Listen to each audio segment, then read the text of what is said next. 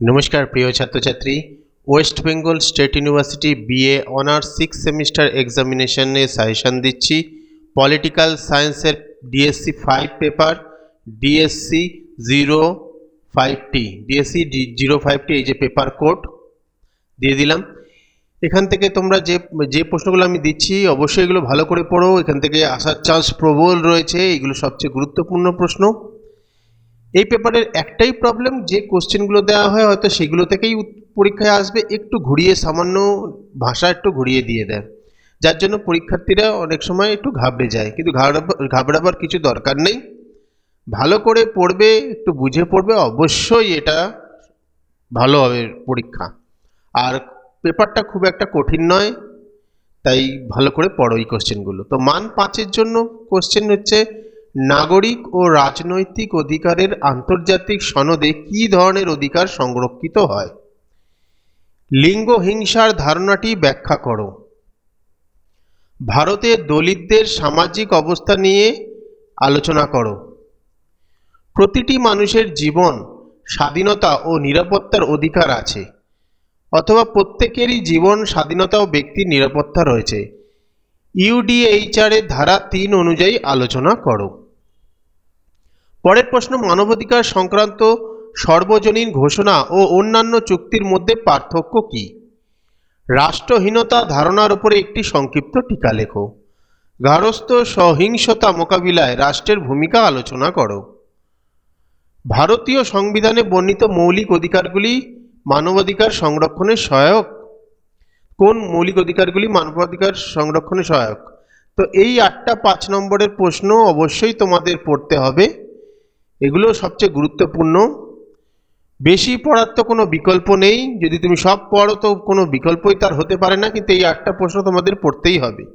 মান 10-এর জন্য পড়বে, সার্বজনীন মানবাধিকারের ঘোষণাপত্রে বর্ণিত অধিকার সমূহের শ্রেণী বিভাজন করো। 3 প্রজন্মের অধিকার সুরক্ষার ক্ষেত্রে রাষ্ট্রের ভূমিকা কি, অথবা 3টি ভিন্ন প্রজন্মের অধিকার রক্ষায় রাষ্ট্রের ভূমিকা আলোচনা করো। এটা মডেল 1 থেকে মান 10গুলো দিচ্ছি। সাংবিধানিকভাবে স্বীকৃত মানবাধিকার নিরিখে ভারত ও দক্ষিণ আফ্রিকার মধ্যে একটি তুলনামূলক মূল্যায়ন করো। মানবাধিকার ব্যবস্থার সাথে সামঞ্জস্য রাখতে ভারত যে পদক্ষেপ নিয়েছে তা আলোচনা করো। এই হলো মডেল 1-এর 4টে প্রশ্ন, গুরুত্বপূর্ণ 4টে। এবার মডেল 2 থেকে পড়বে কি কি। নির্যাতন কি? নির্যাতন প্রতিহত করতে রাষ্ট্রের দায়িত্ব সম্পর্কে আলোচনা করো, দায়িত্বগুলি সম্পর্কে আলোচনা করো। মানব জাতির ব্যক্তিগত জীবনে রাষ্ট্র নজরদারির প্রভাব আলোচনা করো, অথবা ব্যক্তিগত জীবনের স্তরে রাষ্ট্রীয় নজরদারি কি গ্রহণযোগ্য, যথাযথ উদাহরণ সহ আলোচনা করো। সামান্য একটু এই প্রশ্নটা একটু আলাদা হলেও প্রায় উত্তর কিন্তু সেমই রয়েছে, ম্যাক্সিমাম অংশটাই এই প্রশ্নের উত্তর, এবং এই প্রশ্নের উত্তর সেমই রয়েছে। তো পরের প্রশ্নে চলে যাই। কেউ কোনো নির্যাতন, নিষ্ঠুরতা, অমানবিক ব্যবহার বা শাস্তির সম্মুখীন হবে না। ইউডিএইচআর এর 5 নং ধারার দর্শনটি আলোচনা করো। সেন্সরশিপ কি? কোন ভিত্তিতে এটি ন্যায়সঙ্গত? ভারতে রাজনীতি ও প্রশাসনের সংখ্যাগরিষ্ঠ প্রকৃতির ফলে ধর্মীয় সংখ্যালঘুরা নিরাপত্তাহীনতায় ভুগছে কিনা তা আলোচনা করে। এই প্রশ্নটা যতদূর সম্ভব গতবারে এর রিলেটেড কিছু একটা এসেছিল, যাই হোক তবুও এই প্রশ্নটা কিন্তু পড়া উচিত, খুবই গুরুত্বপূর্ণ রয়েছে। মডেল 3, দক্ষিণ আফ্রিকাতে বর্ণ বৈষম্যের যুগ একটি কাঠামোগত বর্ণ হিংসার যুগ ছিল, আলোচনা করো।